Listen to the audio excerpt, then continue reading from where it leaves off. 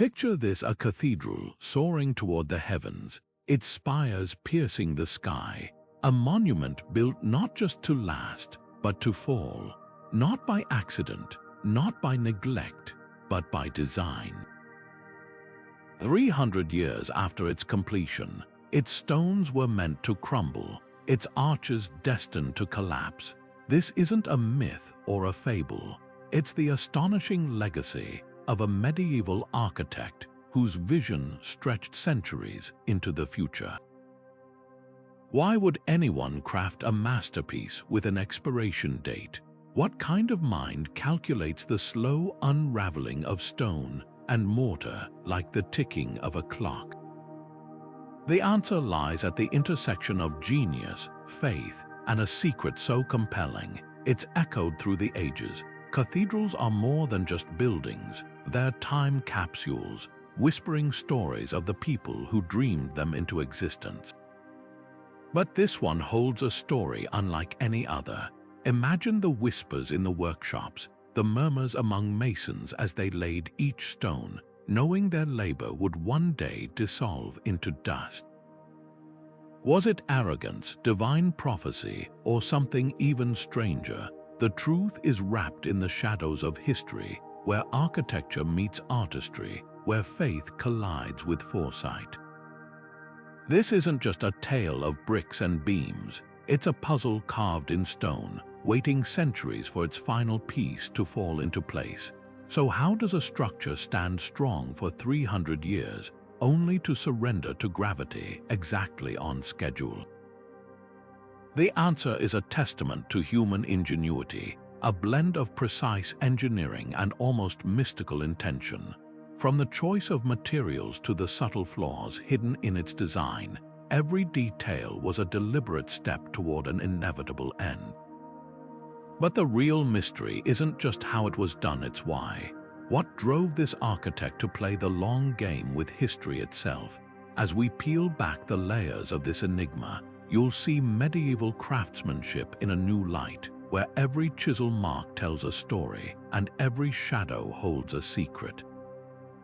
This is more than a building. It's a message across time, and today we're deciphering it together. The architect behind this cathedral remains one of history's most fascinating enigmas, a figure who blurred the lines between science, art, and the divine. While his name has faded from records, the clues he left behind paint a portrait of a mind far ahead of its time. Trained in the great masonry guilds of medieval Europe, he would have mastered the secrets of load-bearing arches, the alchemy of mortar, and the precise ratios that turned stone into poetry. But what set him apart wasn't just technical skill, it was his obsession with time itself. Some scholars believe he studied under Islamic mathematicians, where he might have encountered advanced theories of structural decay. Others whisper that he was influenced by ancient esoteric texts, interpreting buildings as living entities with lifespans. One thing is certain: his design wasn't just about creating beauty, it was about controlling destiny. Consider the sheer audacity of his plan. In an era when most cathedrals were built to outlast empires, this architect embedded fragility into his masterpiece. He might have chosen softer limestone for key supports, knowing it would weather just so over centuries. Or perhaps he calibrated the spacing of buttresses to create a slow, inevitable imbalance. Even the placement of windows could have been a deliberate act, allowing subtle shifts in light and wind to erode specific joints over generations. This wasn't negligence, it was precision engineering in reverse. Yet the most compelling question isn't how he did it, it's why. Some historians argue it was a theological statement, a physical reminder that even humanity's grandest achievements are temporary. Others suggest it was a coded message, meant to spark curiosity in future generations. There are even darker theories that the collapse was intended to coincide with a prophesied event, turning architecture into a celestial clock. Whatever his motive, one truth emerges: this architect didn't just build for his own age. He was playing a game with time, and 300 years later, the world would finally see his hand revealed. The cathedral's design was a paradox, a symphony of strength and fragility, where every stone whispered a countdown. To the untrained eye, it looked no different from the soaring Gothic masterpieces of its time, ribbed vaults stretching toward the heavens, flying buttresses anchoring it to the earth. But hidden in its bones were secrets only a master of decay could engineer. The mortar, for instance, wasn't mixed to last. While other builders used aggregates that hardened over centuries, this architect selected a blend that would weaken predictably, like sand slipping through an hourglass. Even the pillars, perfectly spaced to awe worshippers, were calibrated with invisible fault lines, tiny asymmetries that would take generations to betray themselves. Then there were the reinforcements, or rather, the lack of them. Most cathedrals built in this era had iron braces hidden within their walls to counteract settling and shifting. But here, the architect omitted them entirely, leaving the structure to rely solely on the precise balance of weight and counterweight. It was like designing a house of cards meant to stand for 100,000 days, then collapse on the 100,001st. The genius wasn't just in the math, though the calculations of load and stress would have been staggering, but in the patience. This wasn't a building, it was a clock, its gears made of limestone and gravity. But how could anyone be so certain? Medieval engineering wasn't guesswork. Builders of this period had an almost mystical understanding of materials, honed through centuries of trial and error. They knew how different stones weathered in rain and wind, how mortar aged under pressure, even how the earth itself shifted over decades. This architect didn't just rely on intuition, he left breadcrumbs in the design. The alignment of the nave, for example, wasn't just for grandeur. It positioned the cathedral to bear the brunt of prevailing winds, ensuring steady, erosive friction on specific joints. The roof's pitch, slightly steeper than tradition dictated, accelerated the shedding of snow and ice, preventing uneven stress that could prolong the structure's life. Every choice was a nudge toward an inevitable end. Perhaps the most chilling detail, though, lies in the blueprints themselves. Fragments that survive show annotations in the margins, not just measurements but dates. Next to a sketch of the choir's arches, a scribbled note predicts the year the mortar would fail. Beneath a rendering of the transept, a calculation estimates the weight distribution in 300 years' time. This wasn't just architecture, it was prophecy in pencil and parchment. The architect didn't just build for his own glory. He built for a future he would never see, a moment when the earth would reclaim his masterpiece, right on schedule. To understand how a master builder could predict decay across centuries, we need to step inside the medieval mind where science and spirituality intertwined in ways we've only begun to decipher. The ribbed vaults and flying buttresses we admire today weren't just aesthetic choices, they were precise instruments in this architect's grand experiment. Take the limestone, for instance. While most builders sought the hardest, most weather-resistant stone, our architect deliberately selected varieties with high porosity. These stones absorbed moisture like sponges, expanding and contracting with each freeze-thaw cycle, creating microscopic fractures that would accumulate over generations. It was erosion by design, a slow unraveling written into the very fabric of the building. Then there's the wood, often overlooked but just as critical. The roof's oak beams weren't treated with the usual tar or resin that preserved other medieval structures. Left bare, they became a banquet for beetles and fungi, their decay carefully timed to match the weakening mortar below. Even the iron cramps binding the stones were a calculated risk. Instead of using wrought iron, which could last for millennia, the architect opted for cast iron, brittle and prone to rust.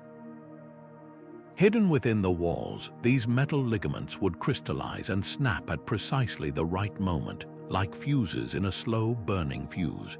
But perhaps the most ingenious trick was how he harnessed nature itself as a collaborator. The cathedral's alignment wasn't just for symbolic reverence. It positioned the western facade to catch the brunt of prevailing storms, allowing wind-driven rain to scour specific joints decade after decade. The foundation, slightly shallower on the north side, ensured uneven settling that would amplify stress points over time. Even seismic activity played a role. By studying historical earthquake patterns, the architect could predict how centuries of tremors would nudge his creation toward its fate. This wasn't just engineering. It was a dialogue with time, where every raindrop and gust of wind became a co-conspirator in the grand design. What's truly staggering is the precision of these calculations. Without computers or modern materials science, this medieval mind mapped the lifespan of a building down to the decade. He understood how mortar loses elasticity, how wood fibers separate under constant strain, even how lichen growth could accelerate stone erosion. In an age when most builders focused on defying time, he embraced its inevitability and, in doing so, achieved something far more profound than immortality. He turned architecture into a temporal art form where collapse wasn't failure but fulfillment. The cathedral didn't just stand for 300 years, it counted them, one falling stone at a time. 300 years wasn't just a random number plucked from the air, it was a deliberate echo of the sacred rhythms that shaped medieval thought. In an age where numbers weren't just quantities but cosmic signatures, this span pulsed with meaning. Take the Trinity, Christianity's central mystery, the Father, Son, and Holy Spirit woven into threes. Multiply that holy number by 100, and you get a timeline that felt destined, almost celestial. But the symbolism runs deeper. Some scholars point to the Great Year, an ancient belief that history cycled every 300 years, civilizations rising and falling like tides. Was the architect marking the end of an era or heralding a new one? Then there's the stained glass. Those radiant panels weren't just decoration. Hidden in their jewel-toned scenes are clues. One window might depict Jonah swallowed by the whale, a biblical symbol of resurrection after 3 days. Scale that up, and 300 years becomes a promise of rebirth. Another panel shows the fall of Jericho, its walls crumbling after 7 days of marching, a nod to divine timing. Even the carvings whisper secrets. Among the stone foliage, a sly fox grins beside an hourglass, its sand nearly spent. A mason's mark near the altar repeats a cryptic pattern of 3 interlocking circles, a motif found in alchemical texts predicting transformation. This wasn't just art, it was a trail of breadcrumbs left for those who knew how to look. But why would an architect encode such messages? Perhaps it was a medieval time capsule, a way to bridge the gap between his world and ours. Or maybe it was a warning. In the 12th century, a popular prophecy claimed the world would renew itself every 3 centuries, shedding corruption like a snake sheds skin. By aligning his cathedral's collapse with this cycle, the architect might have been scripting a divine reboot, a literal crumbling of the old to make way for the new. Others speculate the number tied to his own life, 300 years from his birth or from a vision he received. Whatever the reason, one thing is clear: this wasn't a building meant to endure. It was a prayer carved in stone, ticking toward revelation. The deeper you dig, the more the number 300 reveals itself as a thread woven through medieval consciousness. Pilgrimages often took 300 days. King Charlemagne's legendary reign was said to usher in 3 centuries of peace. Even the layout of monasteries sometimes mirrored the 300-year span, with cloisters designed to decay and rebuild in harmony with celestial cycles. This architect didn't just build a cathedral, he composed a symphony in time where every note was a year, every chord a century, and when the final note played, the music wasn't meant to linger. It was meant to vanish, leaving only the echo of a question. What did he know about the future that we've forgotten? The construction of this cathedral was a paradox in motion, a symphony of creation and destruction playing out simultaneously. Imagine teams of masons carefully laying each stone, unaware that their labor carried an invisible expiration date. The architect's plans demanded precision not just for stability, but for a meticulously timed demise. Guild records from the period hint at the unease that rippled through the workforce. One mason's diary, preserved in a monastery archive, describes being ordered to use softer mortar in the upper vaults, a request so unusual it sparked whispers of heresy. Another account tells of carpenters instructed to leave timber untreated, their protests met with cryptic assurances that time would bless their work. The logistics alone were staggering. Quarries miles away supplied specific types of limestone, some deliberately chosen for their susceptibility to erosion. Wagons lumbered through narrow medieval streets, their loads marked with strange symbols, not just masons' marks, but coded indicators of which stones belonged in stress-prone areas. The workforce, hundreds strong, included master craftsmen lured by double wages and apprentices sworn to secrecy. Even the scaffolding was part of the design, temporary structures reinforced to prevent premature collapse, yet intentionally designed to leave subtle stresses in the walls when removed. What's most striking is how the architect balanced secrecy with necessity. He couldn't openly admit his true intentions; such heresy would have seen him exiled or worse. Instead, he wielded divine authority like a shield. When questioned about thinner buttresses, he cited visions of angels who dictated proportions. Requests for weaker iron cramps were justified with allegories about humility before God. The bishop, enthralled by the architect's reputation, dismissed the concerns of guild elders as lack of faith, and so the work continued, a dance of devotion and deception, with every chisel strike counting down to an unseen finale. The cathedral's rise became a spectacle, drawing pilgrims long before its completion. They marveled at innovations like the singing columns, hollow pillars that channeled wind into eerie harmonies. What they didn't see were the hairline fractures deliberately carved inside those columns, flaws that would one day turn music into ruin. Even the stained glass held secrets. Workshops in Chartres and Cologne supplied panels depicting crumbling towers and hourglasses, their symbolism lost on most worshippers. For decades, the site buzzed with activity, a hive of artistry and hidden intent. Then, one autumn morning, the final keystone was set. The architect stood beneath the vault he designed to fail, whispered a single word into the stones, and walked away, leaving history to keep his appointment. Whispers slithered through the cobblestone streets like morning mist, half-heard confessions in tavern corners, frantic prayers at confessionals, the uneasy shifting of tools in masons' hands. The townsfolk knew something was wrong, not in the way one knows a storm is coming from black clouds, but in the way animals sense earthquakes before they strike. A journeyman's letter, hidden between the pages of a guild ledger, spills the truth: we are building a ruin. The words tremble across parchment 3 centuries old, ink blotted where sweat or tears fell. Not everyone remained silent. Church records speak of a bricklayer named Henrik, dragged before the bishop for shouting that the north transept would die before its saints.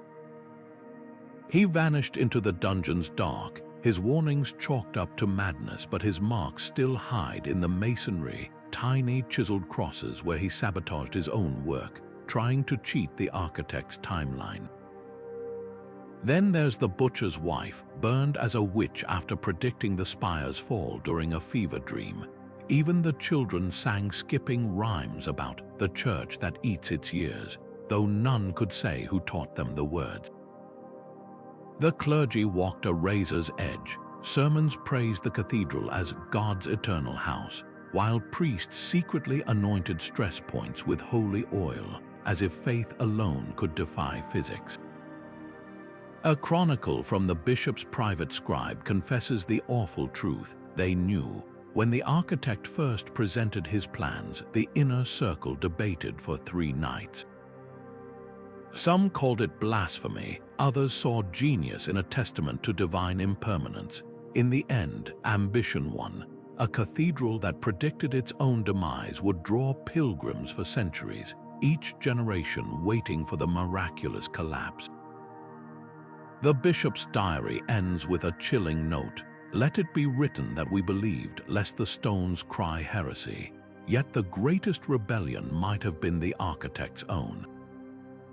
Buried in the cathedral's crypt, beneath layers of later renovations, archaeologists found a single misplaced stone. Its carvings don't match the sacred motifs above. Instead, it shows a flock of birds escaping a crumbling tower. The date beneath matches the year of completion, but the artist signed it with a symbol used by exiled heretics, a broken hourglass. Was it a confession? A joke or proof that even the architect doubted his godlike control over time? The truth lies scattered like mortar dust, waiting to be pieced together by those brave enough to question why some altars are built to fail. The architect's final days are shrouded in as much mystery as his cathedral's design. According to town records, he vanished the very afternoon the last keystone slid into place, not with a grand farewell, but like a shadow dissolving at dusk. The bishop's ledger marks his death that same night, the entry suspiciously smudged where the cause should be, but dig deeper and the story fractures.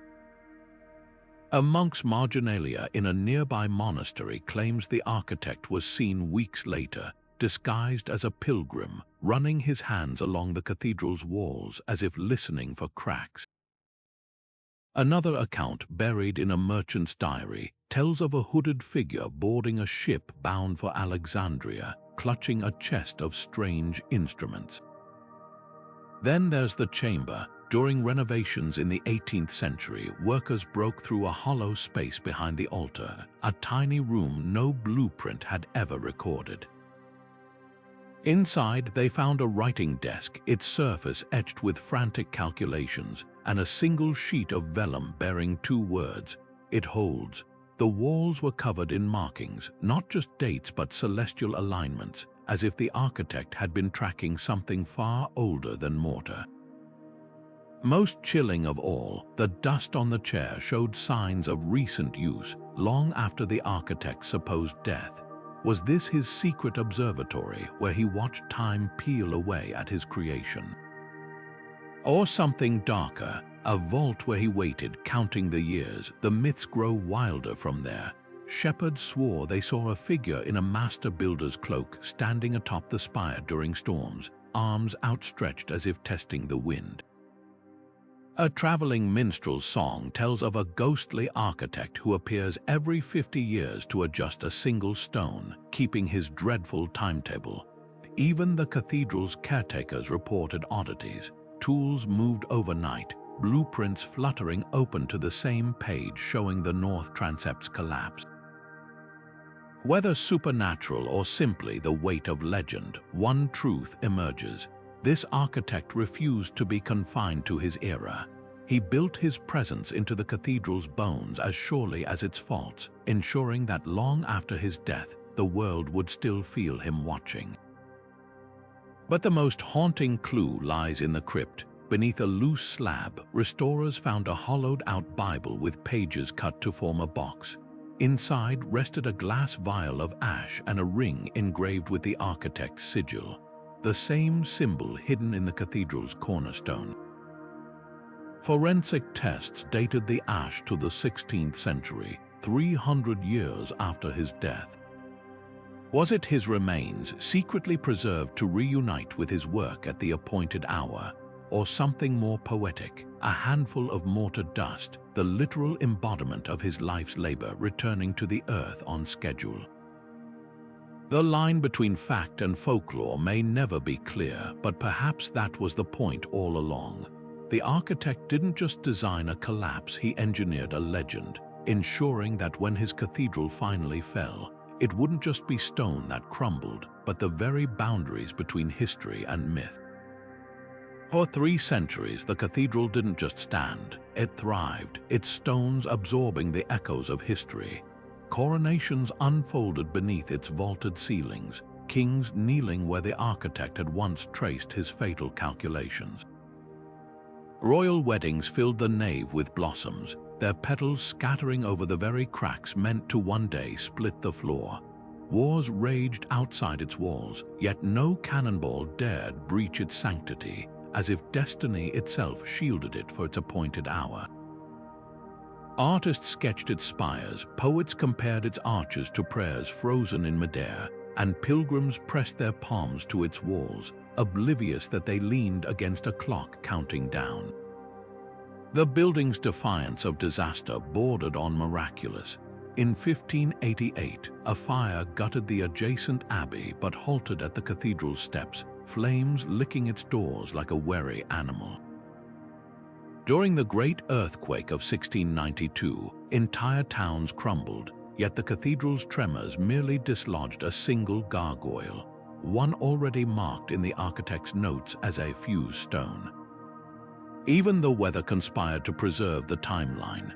When a hurricane tore through the valley in 1745, it toppled every spire for miles except the cathedral's, its towers swaying like reeds but never breaking.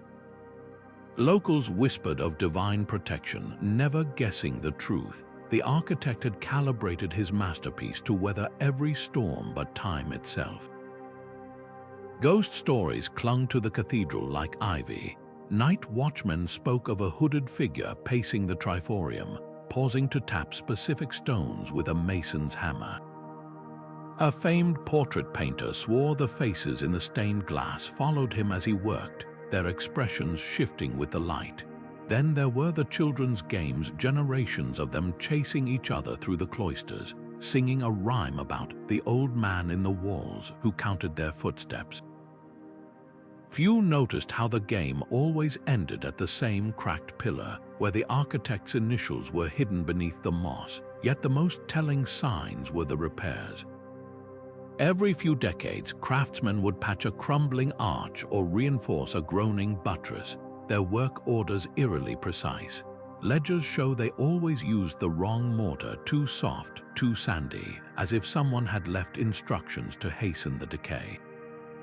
In 1780, a master mason named Klaus refused to follow the specifications, secretly reinforcing the north transept with iron rods. By morning, he'd vanished, and the rods were gone, pried out by unseen hands. The cathedral wouldn't be cheated of its fate. As the centuries wound down, the building took on an uncanny presence. Birds avoided nesting in its belfry. Frost patterns on its windows formed geometric shapes, mirroring the architect's blueprints. On the eve of its 300th year, a scholar studying its carvings found a new detail, a tiny hourglass hidden in the robe of a saint, its sand nearly empty. When he reached to touch it, the stone crumbled beneath his fingers, as if the cathedral itself had decided the wait was over. The great clock was striking at last. The first cracks appeared not with a roar, but a whisper thin as spider silk, creeping up the choir walls where morning light hit hardest. At first, the priests blamed winter frost or the settling of ancient foundations. But the caretaker's daughter, a sharp-eyed girl of 12, noticed something odd. The fractures weren't random. They traced the exact path of a hidden line in the architect's original sketches, a flaw drawn in ink 3 centuries earlier. By the time the bishop's masons arrived to patch them, the cracks had already healed, not with mortar, but with a strange, glassy substance no one could identify. Night brought other warnings. Shepherds tending flocks near the city walls reported hearing the cathedral breathe, a low, rhythmic groaning that syncopated with the wind. A traveling scholar lodging in the cloister swore he heard chisel strikes echoing after midnight, though no workmen were present. Then there were the dreams. Dozens claimed visions of the cathedral's collapse, their accounts eerily uniform, always at dawn, always beginning with the south transept, always silent as falling snow. When a visiting archbishop dismissed these as superstition, the townsfolk produced a ledger from 1594. Buried in its margins was a prophecy by the architect's apprentice: "When the stones sing and the sleepers see, the count is done." The clergy's reassurances grew desperate. They commissioned new stained glass to replace panels that cracked without cause, only for the replacements to shatter during installation. A famed engineer from Paris examined the foundations and declared them sound, yet his report contained a baffling postscript. The plumb lines had swung not toward the earth, but slightly west, as if the building were leaning into its fate. Even the bells seemed complicit. On still evenings, their tolls rang a half-second late, the delay precise enough that a mathematician calculated it matched the cathedral's 300-year timeline, each chime marking a day slipping away. Then came the animals. Swallows that had nested in the eaves for generations abandoned their roosts. Mice fled the sacristy in broad daylight. A stray dog howled at the rose window for 7 nights straight until the townspeople drove it away, only to discover its paw prints led not to the door, but to a freshly opened fissure in the nave. The final clue arrived from an unlikely source, a deaf stonemason who felt vibrations others couldn't hear. Pressing his hands to the pillars, he traced a pattern of pulses moving upward, like a heartbeat climbing toward the vaults. When he sketched the rhythm, it matched the architect's notes on the great unraveling. Stroke for stroke, the cathedral wasn't failing, it was waking up. Dawn broke on that fateful morning with an eerie stillness, the kind of quiet that makes birds hesitate before singing. Farmers heading to market swore later they'd felt it first, a faint vibration through the cobblestones, like distant thunder with no storm in sight. By the time the sun crested the hills, the cathedral's south transept had already begun its slow surrender. But here's where history fractures. Church records claim the collapse happened in a single, catastrophic instant, while a baker's diary insists the building sighed itself apart over hours, stone by stone. Weather reports from that day add another layer of mystery. A naval log from a ship 50 miles offshore notes an unusual pressure drop at dawn, while the local monastery's weather scribe recorded glass still, no wind, conditions that shouldn't have toppled a sapling, let alone a fortress of faith. Modern engineers studying the debris pattern found something even stranger. The fractures weren't random chaos, they followed precise lines of weakness, like a sheet of paper torn along pre-folded creases. This wasn't an accident, it was a meticulously choreographed disintegration. Survivors' accounts read like pages from a prophecy. A choir boy named Matthias, who'd sneaked into the crypt to retrieve a dropped hymn book, described hearing a song from the stones themselves, moments before the vaults groaned overhead. He escaped through a side portal that collapsed seconds later, a doorway the architect's sketches had labeled the Shepherd's Path. Then there's the tragic tale of old Tomas, the bell ringer who refused to abandon his post. Witnesses saw him clinging to the ropes as the northwest tower buckled, his final peal ringing out clear and true before the stones swallowed him. That tower, ironically, was the only structure left partially standing, its jagged silhouette later dubbed the architect's finger by locals. But the most haunting testimony comes from an unlikely source, a traveling clockmaker named Unease. Camped in a nearby field to observe the stars, she'd sketched the cathedral's outline at midnight and again at the moment of collapse. Her drawings reveal something no contemporary noticed. The building didn't just fall, it unfolded. each section collapsing inward along hidden fault lines like the petals of a dying flower. In her margin notes, she scribbled a single, chilling observation: not ruin, revelation. The aftermath was a tapestry of awe and grief. Pilgrims sifted through the rubble for relics, convinced the fallen stones held sacred power. Scholars pored over the architect's recovered blueprints, discovering tiny annotations predicting not just the year, but the hour of each section's failure. And in the cathedral square, a strange phenomenon occurred. The dust didn't scatter on the wind as expected. It settled in perfect concentric rings, mirroring the growth lines of an ancient tree, as if the building had lived its 300 years not as a structure, but as an organism keeping time in its bones. One question lingers above all others. Did the architect foresee these details too? Hidden in his private journal, unearthed centuries later in a Paris archive, was a sketch of the collapse seen so accurate it included cracks in the plaza stones not yet formed when he drew it. Beneath the drawing, a single line in faded ink: when the last stone falls, listen for the answer. Perhaps the true masterpiece wasn't the cathedral at all, but the silence that followed, a silence still echoing with the weight of a man who played chess against time itself and won. The collapse didn't just shake the ground, it shattered the town's sense of reality. Within hours, factions formed like cracks in the rubble. The bishop proclaimed it God's judgment on human pride, ordering penitent processions where barefoot worshippers circled the ruins with ashes on their brows. Yet in shadowed taverns, masons raised tankards to the architect's name, whispering that only a true master could make time itself bow to his design. The divide seeped into everything. Artists painting the disaster split into two camps: those who depicted it as a hellish rain of fire and brimstone, and others who rendered the falling stones with geometric precision, as if capturing a celestial clockwork unwinding. Then came the legal fallout. The city council, desperate for someone to blame, exhumed centuries-old construction contracts, searching for clauses about structural integrity. What they found instead was a clause penned by the architect himself, a waiver absolving him of responsibility once 300 years have turned. The parchment, signed by a long-dead bishop, included a sketch of the ruined cathedral in the margin, down to the last pile of debris. Overnight, lawsuits turned into reverence.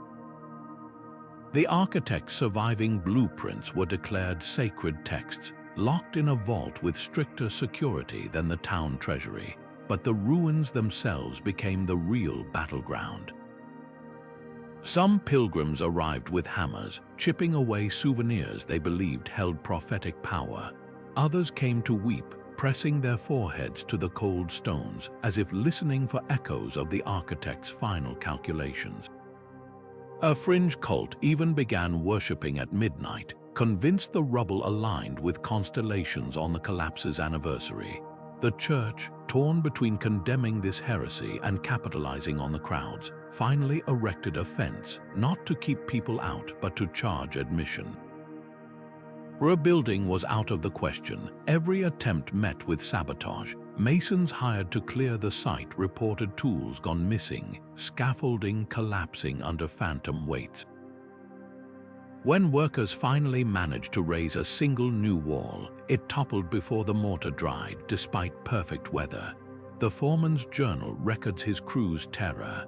The stones won't be cheated of their rest. Eventually, the town surrendered to the ruins' will. They paved the plaza around it, leaving the debris as a jagged centerpiece, a monument not to endurance but to exquisite impermanence. Strange legends took root in the absence of answers. Mothers warned children that stepping on certain cracks would summon the architect's ghost. Lovers swore kissing beneath the remaining arch at midnight granted visions of their future. And every year on the collapse's anniversary, the townsfolk observed a minute of silence, not for the lives lost, but for the moment itself, that flawless intersection of prophecy and physics. The cathedral had become something far greater than a building. It was a riddle carved across centuries, and its final lesson was clear. Some truths aren't meant to stand forever. They're meant to fall precisely when they should. Modern engineers armed with laser scanners and supercomputers have tried to crack the architect's code, and what they've uncovered blurs the line between medieval genius and what we consider cutting-edge science today. Take the 3D simulations run by a team at Cambridge. When they input the cathedral's exact dimensions and materials into their models, accounting for 3 centuries of weather data and seismic activity, the digital building collapsed within 2 years of its real-world counterpart. The margin of error, less than 0.7%, that's not luck. That's mathematics so precise, it suggests the architect possessed an intuitive grasp of structural decay that rivals modern finite element analysis. Yet skeptics still argue it's all coincidence. They point to variables no medieval mind could have predicted, like the Industrial Revolution's acid rain or 20th century traffic vibrations. But here's where material science silences doubters. Core samples drilled from surviving rubble revealed something astonishing. The mortar's chemical composition varied intentionally by location. Areas destined to fail first contained gypsum, a mineral that expands over centuries, while critical load-bearing joints used lime mixed with volcanic ash, a Roman recipe known for its slow, predictable weakening. This wasn't guesswork, it was chemistry engineered like a time-release capsule. Could today's architects achieve such precision? The answer is both humbling and revealing. With carbon fiber sensors and AI-driven wear modeling, we could theoretically design a building to fail on schedule. But there's a crucial difference. Medieval builders worked without safety margins. Modern codes demand structures last indefinitely with redundancies upon redundancies. What makes the cathedral so extraordinary is that its architect embraced fragility as a feature, not a flaw. A contemporary firm attempting this would face lawsuits before the foundation dried. Perhaps the most telling insight comes from an unexpected source: aerospace engineers. The same computational models used to predict metal fatigue in aging aircraft now suggest the cathedral's collapse followed principles of controlled structural senescence, a concept we've only named in the last decade. When researchers at MIT fed the architect's blueprints into algorithms designed for Mars habitat durability, the software flagged the exact stress points that failed in reality, annotated with predicted failure dates matching historical records. It's as if the architect wrote the first draft of a science we're just now learning to speak. Yet for all our technology, one mystery endures. Modern simulations can't replicate how the architect accounted for human intervention, the repairs, the reinforcements, the well-intentioned meddling that should have derailed his timeline. Hidden in the ledgers of 18th century restorers, historians found peculiar entries, orders for weakened mortar and untreated oak issued by unnamed advisors. Was there a secret guild preserving the countdown across generations?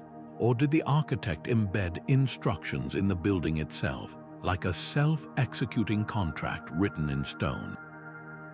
The debate isn't just academic. Understanding this cathedral could revolutionize how we preserve historic structures today. Conservationists now study its mortar recipes to develop smart restoration materials that age authentically. Earthquake engineers scrutinize its collapse patterns to design buildings that fail gracefully, saving lives when disasters strike. Even climate scientists pore over its weather-resilient strategies for adapting modern cities to a changing planet. What began as one man's audacious experiment has become a textbook one that's teaching us how to build not just for permanence, but for time itself. The most haunting question isn't whether the architect succeeded, but whether we've lost something in our obsession with immortality. Modern skyscrapers are designed to outlast civilizations, their glass and steel defiant against the years. Yet this medieval master crafted a different kind of marvel, a monument to transience, a cathedral that didn't fight time but danced with it. As our climate crisis forces us to confront the illusion of permanence, perhaps his greatest lesson wasn't in how buildings fall, but in why some things are more beautiful when they don't last forever. The cathedral's deliberate demise forces us to confront an uncomfortable truth. Our obsession with permanence might be the greatest flaw in how we build.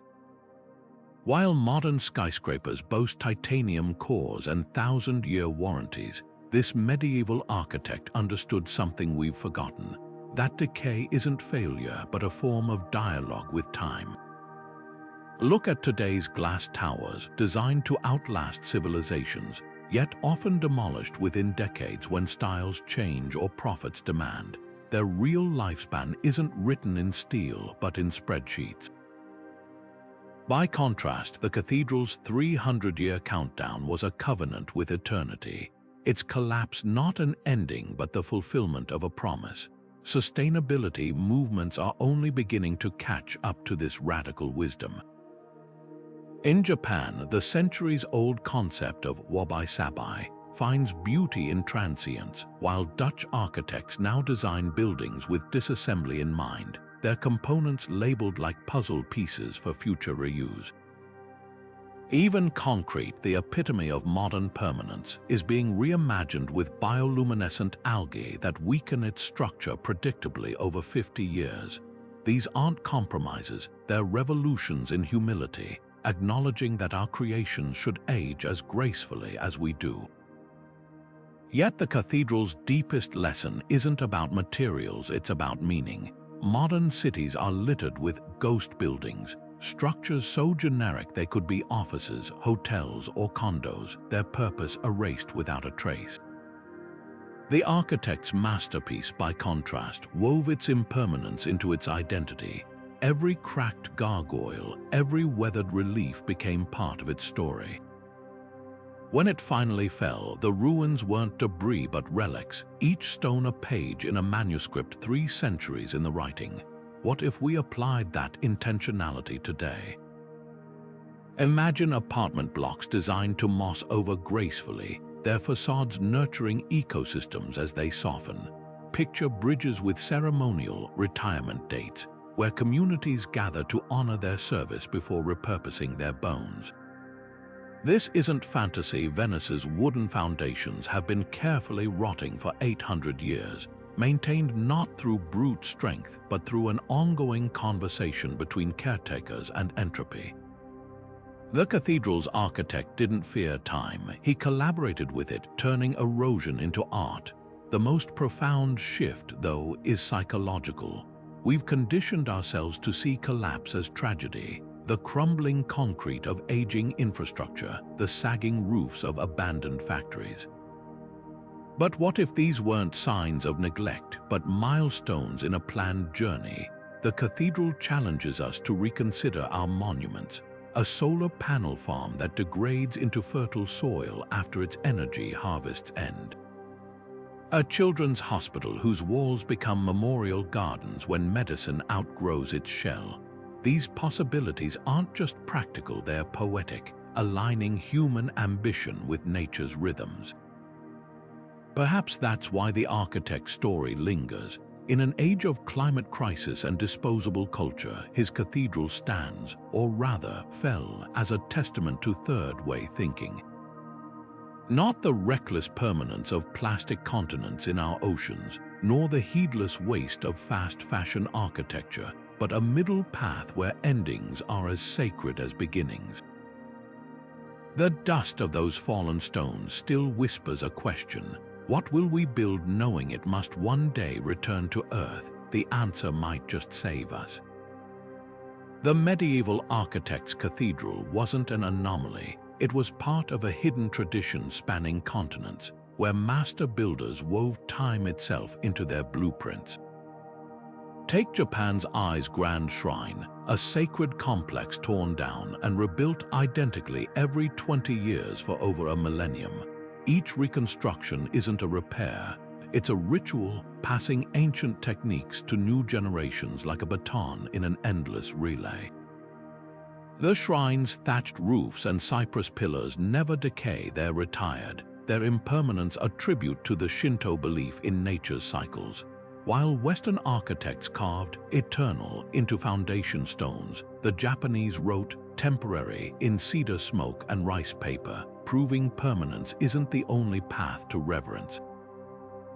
This philosophy echoes in the floating temples of Myanmar, where teak monasteries perch on stilts above rising floodwaters. Built to weather decades, not centuries, their wood isn't varnished but left bare to silver and crack under the monsoon sun.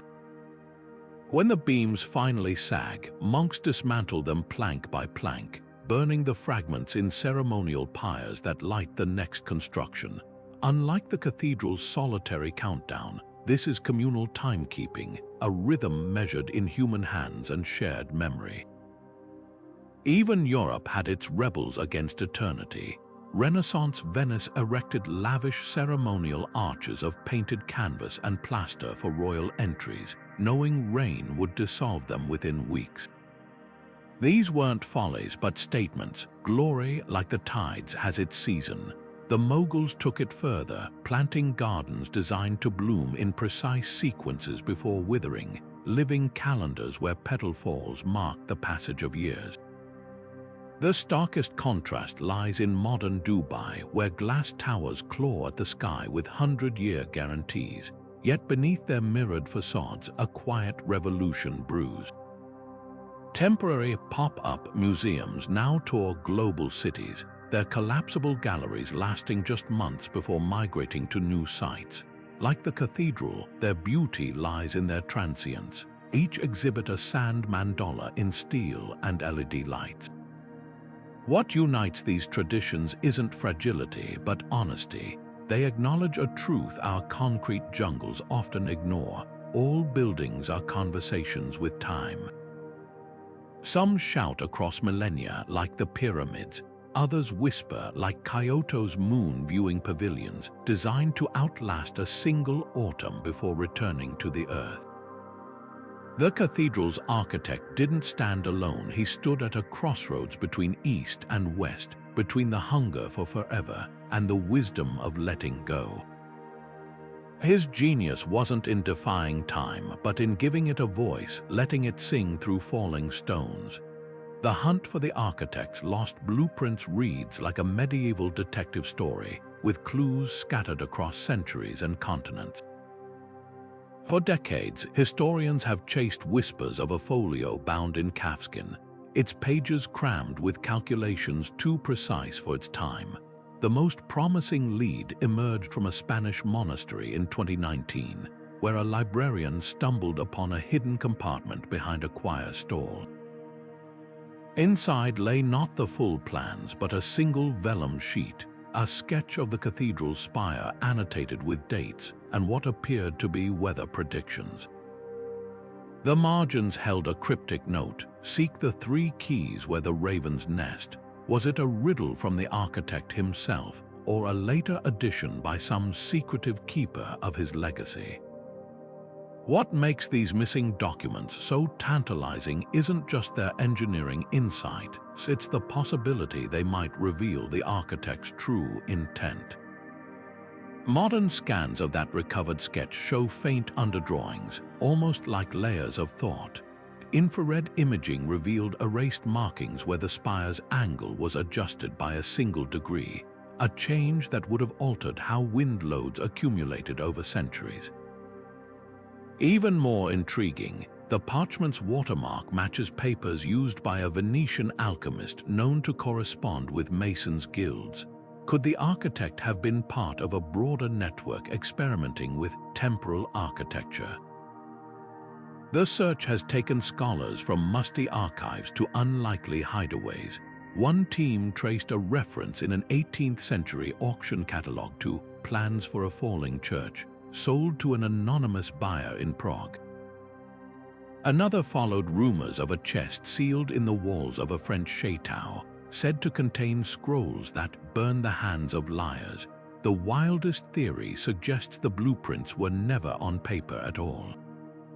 A mason's diary from 1583 describes seeing the architect carve miniature versions of his designs into wax tablets, then melt them down after memorization. If true, the master plan might exist only in the echoes of oral tradition, passed through generations of builders sworn to secrecy. Recent breakthroughs hint the truth may still surface. In 2022, archaeologists using ground-penetrating radar detected anomalies beneath the ruins' hollow spaces, aligned too perfectly to be natural. Some speculate these could be vaults designed to protect the architect's legacy until the cathedral fell. Others whisper of a more poetic fate, that the blueprints were entombed within the building itself, their parchment dissolving into dust alongside the stones they governed. Whatever their fate, the lost plans hold more than just structural secrets. They might answer why a man would dedicate his life to crafting ruin. Was it a theological act surrendering his work to divine will, a philosophical statement about human hubris, or something darker, an attempt to bind the future to his will across centuries? Until those pages resurface, we're left piecing together clues like detectives at a 300-year-old crime scene where the victim is time itself and the architect remains both suspect and sovereign. The cathedral's collapse didn't just send stones tumbling, it sent ripples through the creative imagination, inspiring artists long after its dust settled. Gothic novelists of the 18th century seized on its story like a parable for their age. Anne Radcliffe, queen of the genre, wove its silhouette into the mysteries of Udolpho, where a crumbling abbey mirrors the heroine's unraveling sanity. But it was Victor Hugo who immortalized it in The Hunchback of Notre Dame, though he never named it directly. Scholars spot the echoes. His archdeacon's obsession with the fatalism of stone mirrors the architect's own dance with destiny, while Quasimodo's bell tower bears an uncanny resemblance to the lone spire that outlasted the ruin. Painters, too, found haunting beauty in its demise. J.M.W. Turner's watercolor The Fallen Spire captures the moment of collapse not as destruction, but as a luminous dissolution. The stones dissolving into golden mist as if time itself were reclaiming them. The Pre-Raphaelites took it further, framing the ruin as a medieval memento mori.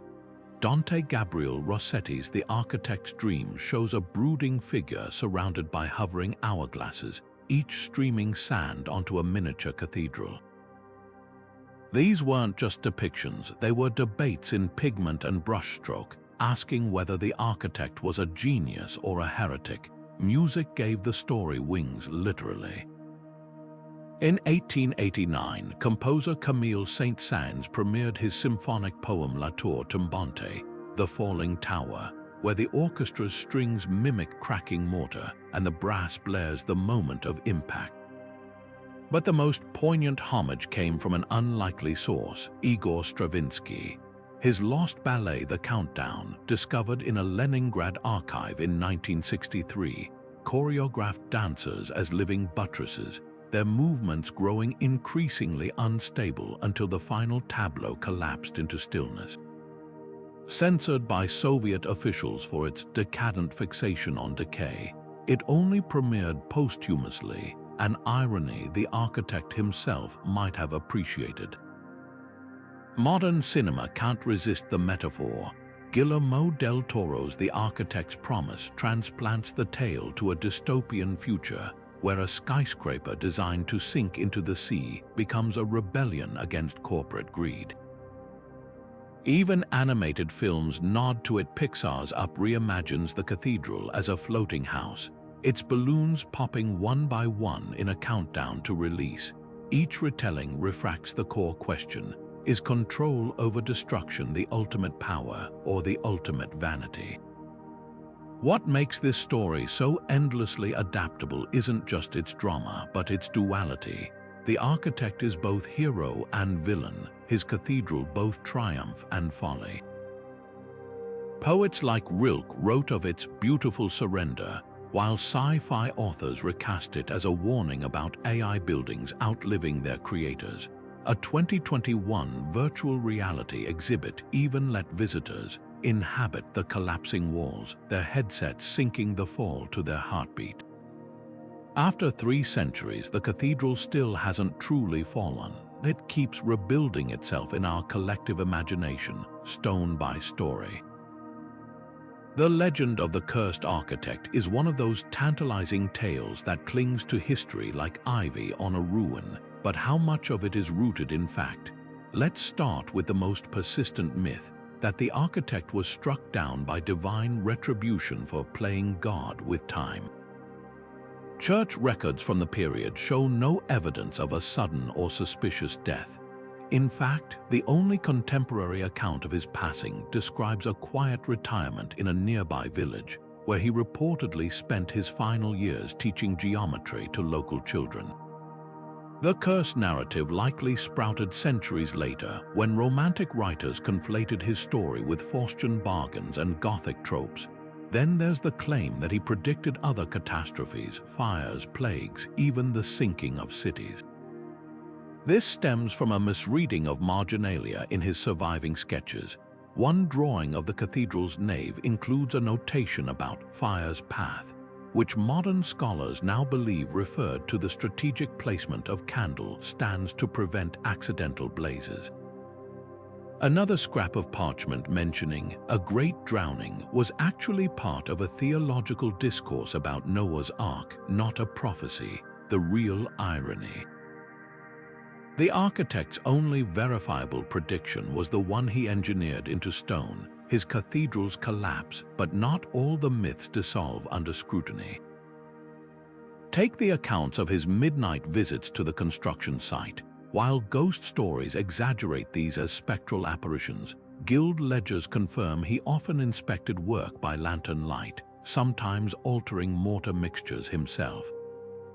And that eerie tale about the cathedral's bells ringing off schedule, whether logs from the 16th century note unusual acoustic effects during temperature inversions, a phenomenon where cold air traps sound, making bells seem delayed.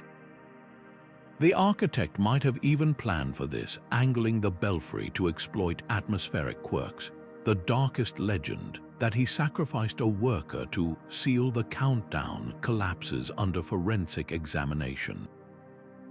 Skeletal remains found in the rubble during modern excavations showed no signs of violence, just common medieval ailments. But here's where history gets provocative.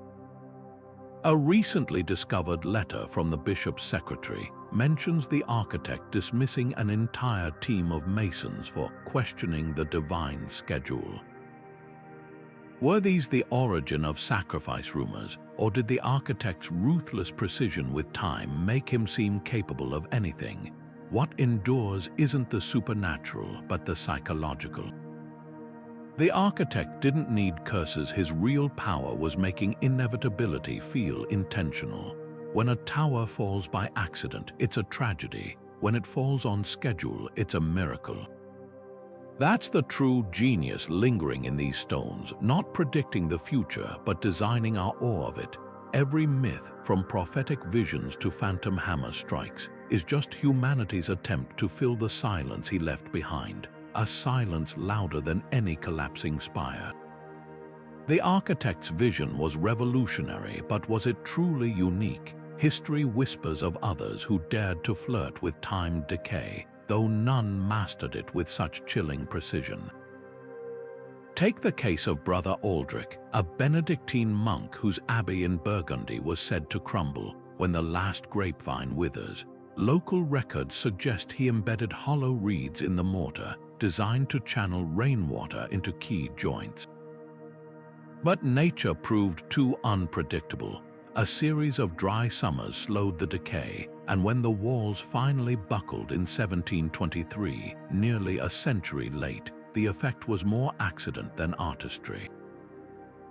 Then there's the infamous Leaning Tower of Pisa paradox. While its tilt was unintended, later engineers discovered the architect had used varying densities of marble to compensate, a trick that inadvertently gave the tower its longevity. Some scholars argue this was a botched attempt at controlled collapse, with the builder miscalculating how the soft subsoil would react. Unlike our architect's cathedral, Pisa's survival became a fluke, not a fulfillment. What set the cathedral's creator apart wasn't just his technical prowess, but his embrace of decay as an aesthetic. Venetian glassmakers perfected cristallo, a fragile glass designed to fracture beautifully under stress, while Japanese joiners crafted temples with shu-sugi-ban charred cedar, wood meant to silver and crack like aging skin. But these were surface treatments, not structural prophecies. The cathedral's genius lay in its bones. Where rivals saw weakness, the architect saw rhythm, a slow, inevitable waltz between creation and dissolution. Perhaps the most telling contrast comes from the East. In 12th century Persia, a mathematician architect named Omar designed a self-ruining observatory, its brickwork laced with salt crystals to accelerate erosion. His goal, to mirror the fleeting nature of celestial events, but the structure collapsed during construction, a victim of its own ambition. The cathedral's architect, by contrast, understood patience. His mortar didn't just crumble, it sighed. His stones didn't just fall, they bowed. In the end, what separated him from the rest wasn't just skill, but philosophy. Where others fought time, he conversed with it. Where they built tombs for eternity, he crafted hourglasses in stone. The proof lingers not in the ruins, but in the hush that follows when we realize some masterpieces aren't meant to endure. They're meant to echo. At first, the church embraced the cathedral as a triumph of faith, a soaring testament to divine glory. Contemporary sermons praised its heaven-kissed spires and mathematical perfection, with bishops declaring its construction a miracle equal to Solomon's temple. A papal bull from 1342 even likened the architect to Noah, another righteous builder guided by God's hand. But as whispers of the cathedral's timed demise spread, clerical enthusiasm curdled into unease. By the 15th century, a bishop's private correspondence fretted over parishioners who saw the building's cracks not as flaws, but as fulfillment of sacred arithmetic. The very precision that once dazzled now reeked of hubris. How dare a mortal man scribble expiration dates on God's house? The turning point came in 1498, when Cardinal Borgia, later Pope Alexander VI, visited the site.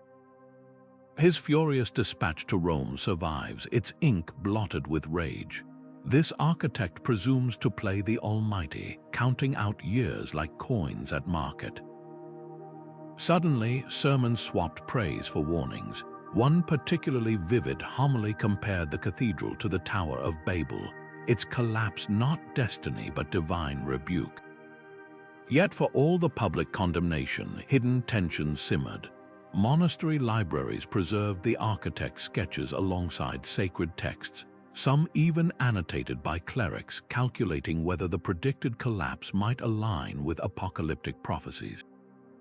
The church's dilemma was theological whiplash. If the cathedral fell as planned, did that prove the architect possessed forbidden knowledge, or worse, that God endorsed his audacity? A secret memorandum circulated among cardinals debated whether to reinforce the structure, thus defying the heretic's calendar, or let it fall and risk legitimizing his vision. In the end, they chose a third path: silence. No official edict condemned the architect, but his name vanished from church records, scrubbed as thoroughly as a pagan's from imperial chronicles. What makes this censorship so revealing is what it couldn't erase. Pilgrims kept flocking to the site, not despite the rumors, but because of them. They pressed their ears to the walls, listening for the song of the counting stones. Local priests, caught between Rome's disapproval and their flock's fervor, developed coded language. They spoke of the cathedral's pilgrimage through time or the Great Patient, avoiding direct mention of its fate. Even the act of cleaning its statues took on dual meaning. Was it preservation or preparation? The architect's true heresy wasn't predicting collapse, it was exposing faith's uncomfortable dance with certainty. Medieval Christianity thrived on mystery, the Virgin's perpetual veil, the exact hour of Judgment Day. By making the invisible visible, by turning faith into a timetable, he threatened the Church's monopoly on eternity. No wonder they wavered between calling him a devil and a saint. In the echoes of those debates, we hear our own struggles. Is it blasphemy to measure divine will with a plumb line? Or is that the purest form of praise, to believe creation follows rules we can glimpse, if not fully grasp? A single artifact captures this tension perfectly, a processional cross recovered from the ruins. On one side, Christ in glory, on the reverse, a faded inscription. 300 years is but a watch in the night. The Church never decided if that was comfort or condemnation. Neither have we. Today, the ruins stand as a paradox, both a scar on the landscape and a magnet for those drawn to its mystery. Visitors don't come to see a cathedral, but to witness time itself frozen in fractured stone. The most striking remnant is the north transept skeletal arch, nicknamed the architect's ribcage by locals. Its jagged edges frame the sky like a broken hourglass, the very spot where the first cracks appeared centuries ago. Touch the limestone here and you'll feel the difference. The surface isn't rough, but strangely smooth, worn not by weather but by countless hands tracing the same question: how did he know? Guides here aren't just historians, they're storytellers keeping a 300-year-old secret alive. Some point to the weeping wall, where moisture seeps through fissures in precise patterns every rainy season, creating temporary glyphs that vanish by noon. Others lead night tours, where flashlights reveal carvings invisible in daylight, a fox's grin hidden in foliage, a constellation map etched into a fallen column. The best storytellers lower their voices near the crypt entrance, where the acoustics play tricks. Lean close, and you might hear your whisper echo back seconds later, stretched and distorted, as if the ruins are answering. But not all legends are born equal. That haunted pillar glowing under moonlight, science confirms it's just phosphorescent lichen. The prophetic graffiti in the sacristy, likely added by Romantic-era tourists, yet some mysteries resist explanation. Take the foundation stones, which remain inexplicably warm to the touch long after sunset. Or the way certain angles make the rubble appear momentarily whole, a trick of light that sends shivers down spines. What's undeniable is the site's gravitational pull. Pilgrims still leave offerings at the base of the standing spire, not candles or coins, but tiny hourglasses and architects' compasses. A nearby cafe sells mortar dust cookies vanilla with black sesame cracks, while the museum's star exhibit is a single stone from the collapse, its surface etched with the architect's final calculation, a fraction so precise it matches the cathedral's actual lifespan to within 3 days. The real magic, though, isn't in the stones but the silence between them. Stand still long enough and you'll notice something odd. Birds avoid nesting here. Wind doesn't whistle through gaps but moves as if carefully stepping around the debris. Even modern construction noises from the nearby plaza seem muffled, as if the ruins command an invisible perimeter. It's this uncanny stillness that lingers with visitors long after they leave, the sense that they haven't just toured a ruin, but eavesdropped on a conversation between a man and time itself. And the most haunting part, the conversation isn't over. The ruins pose a silent challenge to every preservationist who studies them: intervene or step aside. On one hand, stabilizing the remaining structure seems like sacred duty, a way to honor centuries of artistry and faith. Teams could inject epoxy into the cracks, install hidden steel supports, even laser map each stone to replicate the original positions. But here's the rub. Every buttress propped up, every fracture filled with modern mortar, would defy the architect's most sacred principle, that beauty lies in surrender as much as endurance. Consider the arguments from the let it fade camp. A leading conservationist in Venice once told me, "We don't repair sunsets. The cathedral's collapse wasn't an accident, it was the crescendo of its symphony." Freezing the ruins in their current state would be like stopping a clock at midnight to preserve the hour. Even the weathering tells a story, those scalloped edges where rain has nibbled at the transept. They mirror the architect's original erosion calculations found in his notebooks. The leaning pillar near the crypt, its angle matches a marginal sketch labeled Year 299. This isn't decay, it's the building speaking its final lines. Yet the preservationists make a compelling case. The ruins have become a living classroom, teaching us about medieval engineering, material science, even climate patterns encoded in the stone's wear. A team from Oxford recently discovered that the cathedral's exposed walls contain a unique bacterial biofilm that slows erosion, a natural preservation system the architect might have unknowingly harnessed. Letting the last fragments crumble could mean losing secrets we haven't yet decoded. Then there's the human element. For generations, these stones have been pilgrimage sites, canvases for graffiti left by soldiers and lovers, backdrops for first kisses and last farewells. Does their emotional weight outweigh the architect's cold equations? The architect's own words offer little clarity. His sole surviving journal entry on the matter is maddeningly ambiguous. Let no hand mend what time has married. Some interpret this as a command to let nature take its course. Others argue married implies an ongoing union, that the building's dialogue with time shouldn't be interrupted, but might still allow gentle stewardship. Modern ethicists see a third path. Perhaps the question isn't whether to preserve, but how to preserve the idea of impermanence. Japanese conservators face similar dilemmas with their living national treasures, artisans whose skills must be passed on, even as their physical creations fade. In the end, the ruins force us to confront our own relationship with endings. We photograph sunsets knowing they'll vanish, plant cherry trees for blooms that last a week. Maybe the cathedral's true lesson isn't in how buildings fall, but in how we bear witness to their descent. The architect didn't just design a collapse, he designed our awe in watching it unfold, stone by patient stone. Whether we prop up the final arch or let the last pebble drop, what matters is that we keep listening to the story it tells, that some things are only whole when they break. Could we, with all our modern tools and towering ambitions, replicate the cathedral architect's chilling precision today? The answer lies at the crossroads of artificial intelligence and ancient intuition.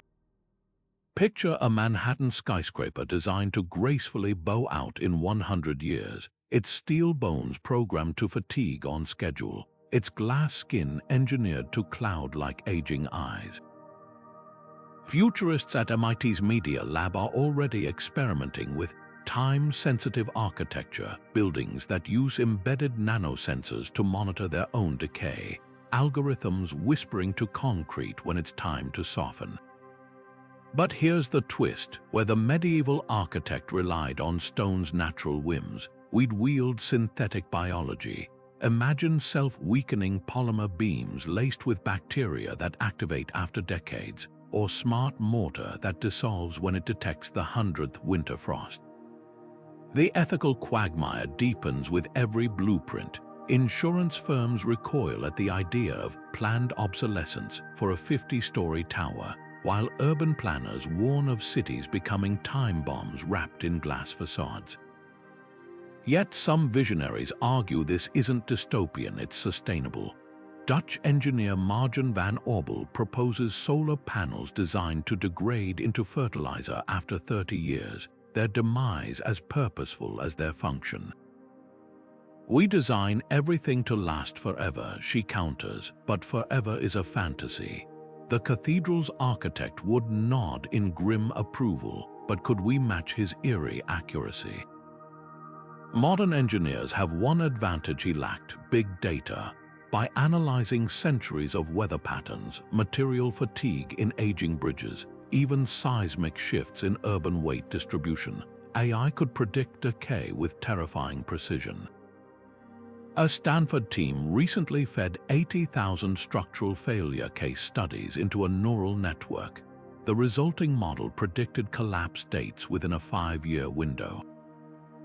Pair that with 4D printed materials programmed to degrade along microscopic fault lines, and suddenly, a building counting down its lifespan feels less like heresy and more like inevitability.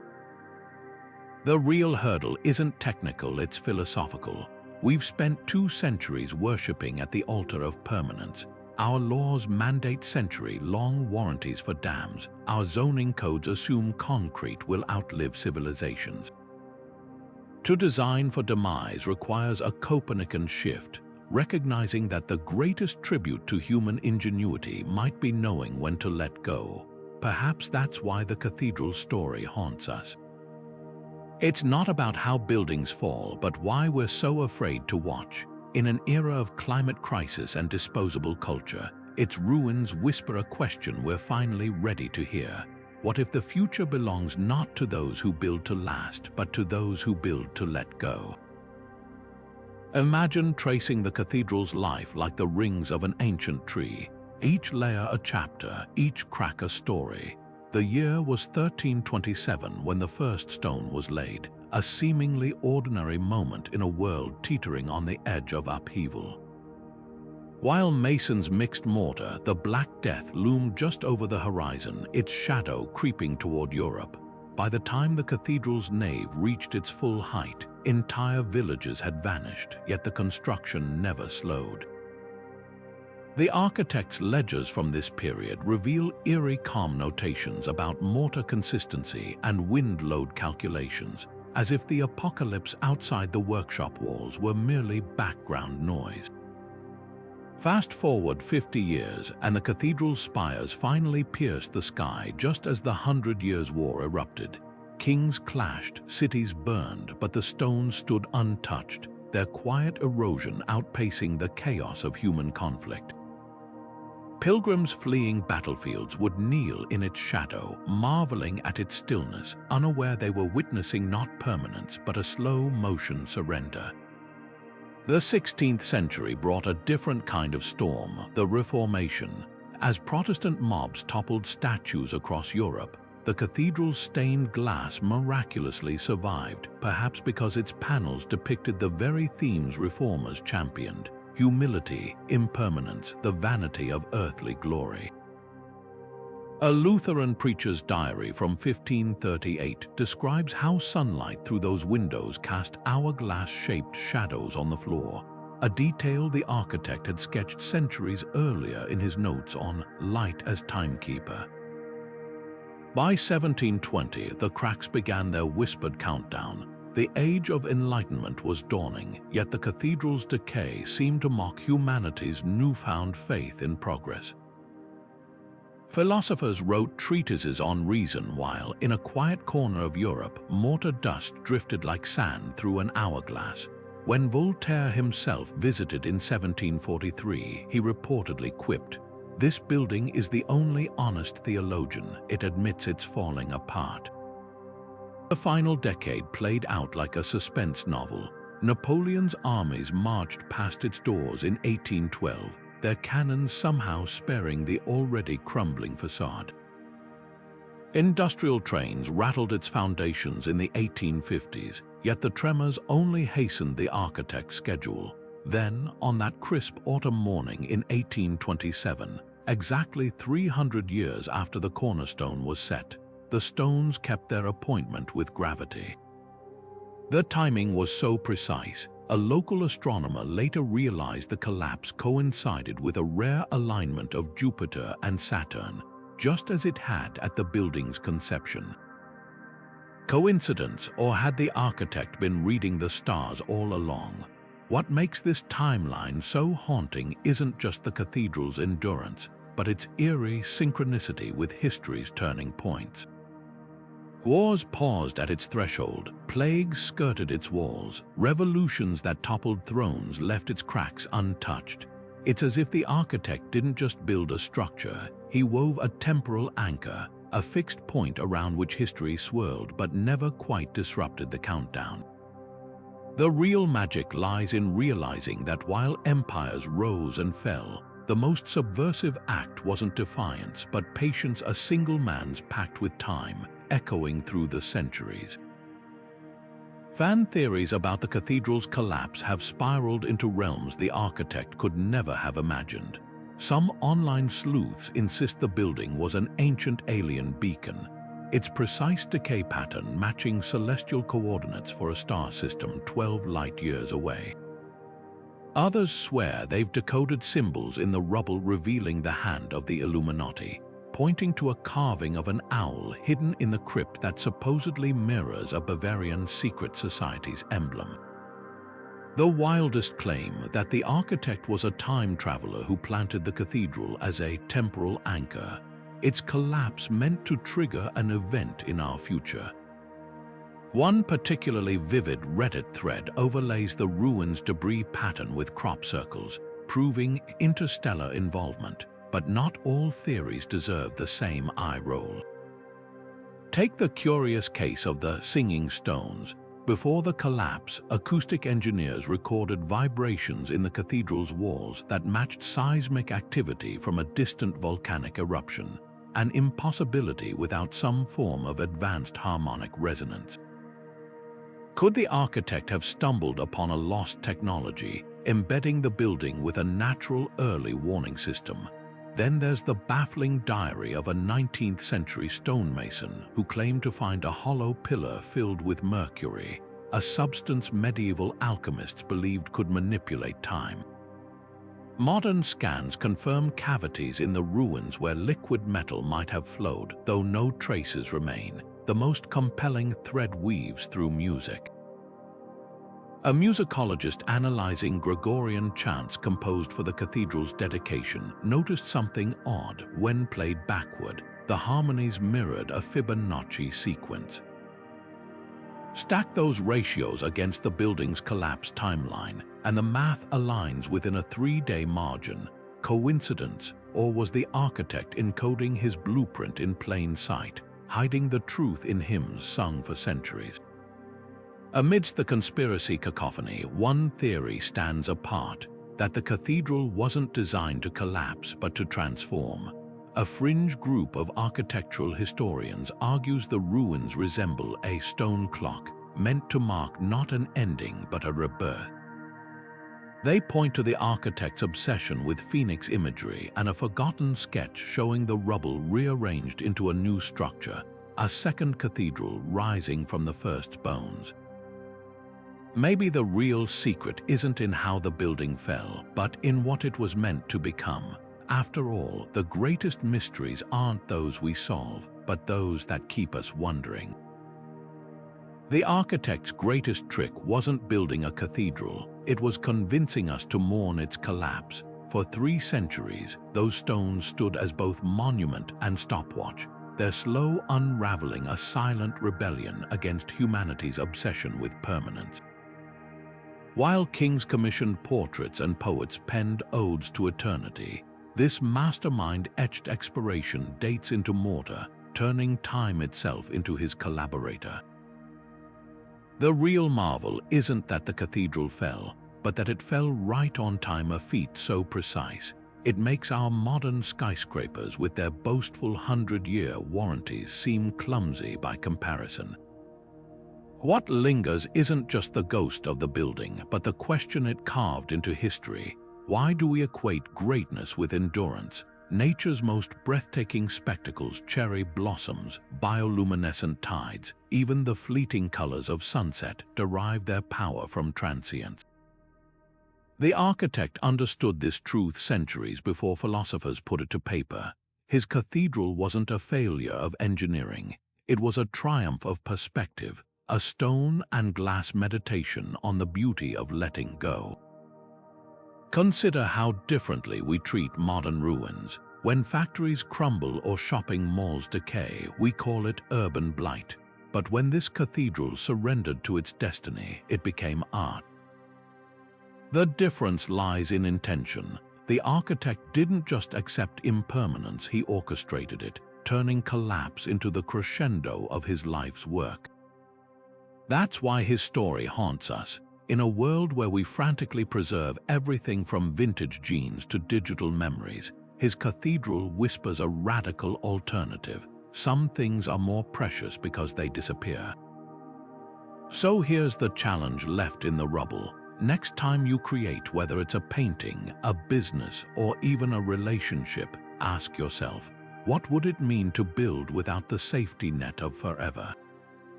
Not carelessly, but with the architect's meticulous reverence for time's passage. Maybe your masterpiece isn't meant to outlive you. Maybe its power lies in being exactly as fleeting as it needs to be. The cathedral's dust has long settled, but its lesson floats on. Every time we fixate on legacies and lifetimes, every time we confuse longevity with meaning, that sly medieval grin flickers in the shadows. 300 years later, the architect still laughs not at his creation's fall, but at our stubborn refusal to hear what the stones have been saying all along. Endings aren't tragedies. They're just the universe's way of making room for the next beautiful beginning. Now it's your turn. What will you create when forever is off the table? Drop your thoughts below, and if you've enjoyed this journey through time's hidden corridors, don't forget to subscribe. More mysteries are waiting, some just beginning, others already counting down.